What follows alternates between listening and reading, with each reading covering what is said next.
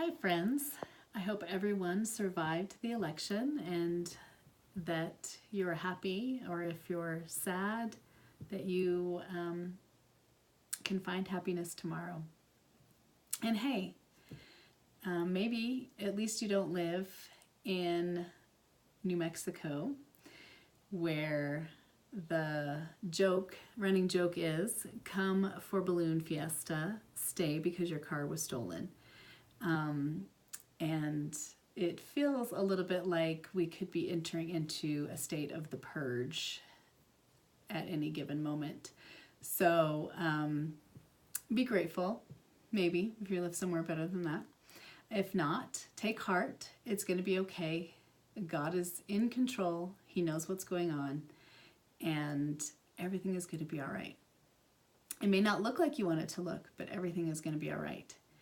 And just in thinking about that, thinking about where I live, what's going to happen in the future, economy, jobs, healthcare, safety, police presence, borders. I mean, there's just so much to concern ourselves and worry ourselves with. And then try not to let that harden us against our friends, our neighbors, and maybe keep our hearts from crusting over. I had an experience, it was probably about 2 weeks ago. It was just me and my two younger kids. We were going to a place to eat on a strip of town that is not that safe, but it's close and it has a lot of the stuff that we need. And so we frequent that part of town. And it's been getting a little more dangerous as of late.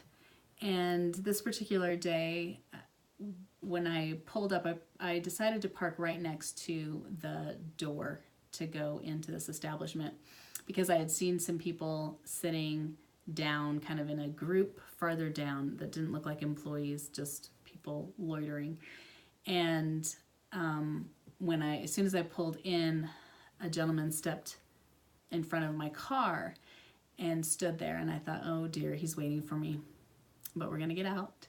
And got out, my kids got out, and then he started to approach me, and it started to get me a little fearful. And I wanted to make sure I had control of my surroundings. I knew where my kids were. I could get my car locked, and then I could address the needs that he was gonna approach me with. And of course, my car wouldn't lock for some reason, and it was making me more flustered, and my kids were not staying where I wanted them to stay. And so I didn't feel like I had very good control of the situation, and I found myself fearing a little bit. And I thought, why am I afraid? Because oftentimes I want to know why am I afraid and if it's justified, because emotions do not equal truth. And so you have to understand where your emotions are stemming from and what is happening. And I thought, okay, please just don't let me get too far jaded.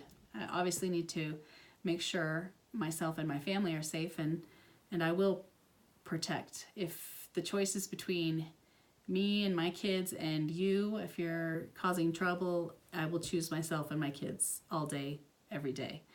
Not even a question. And if need be, there will be actions taken on my part. And so this gentleman asked me, and he was definitely in a bad state. And I could see his car was in an equally bad state, and that he was living in that car.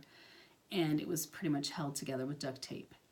And all he wanted from me was a quarter. And my initial thought was, yeah, right. But something told me, give the man a quarter. And so I said, just wait for me for a minute. I'm trying to get myself together, and then I'll help you out. And I was finally able to get everybody situated to feel like I could open my wallet in front of this man and give him some money.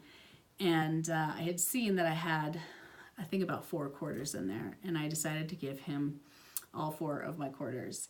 And at that point, I looked him in the eye and saw the gratitude that I had given him more than he had asked for, and that was really all that he had wanted.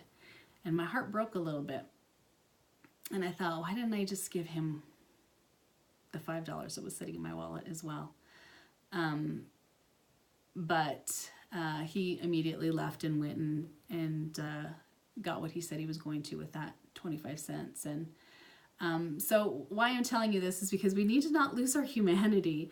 And I find myself a lot of times getting a little jaded and having to be on guard. And I live in a place where you need to be on guard a lot. And like I said, the election might have went your way. It might not have went your way. You could feel like Armageddon's about ready to happen. The purge is going to happen. Like, I feel like the purge is coming any day now. But it's okay.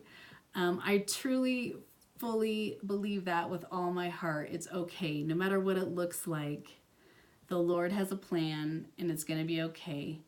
And of course I have another song called Even Then, and I'm going to post it in the comments. The Lord is with us through our trials. The trials don't go away. We need them.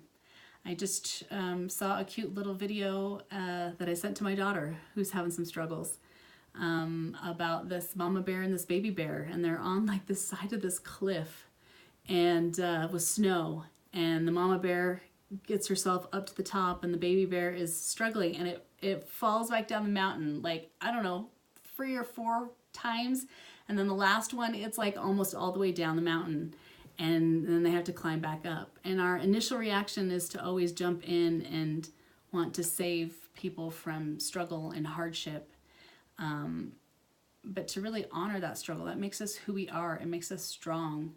And so the trials that we have that are coming our way refine us, make us stronger. They're suited perfectly towards us and what we need. And I believe that with all my heart. It may look ugly and it may look scary, but the Lord is with us through all of those things. And I hope you feel that and know that, and that there is peace in the chaos, and that you can have it. And anyway, I hope that helps somebody out there, and it's going to be okay. Thanks for watching. Bye.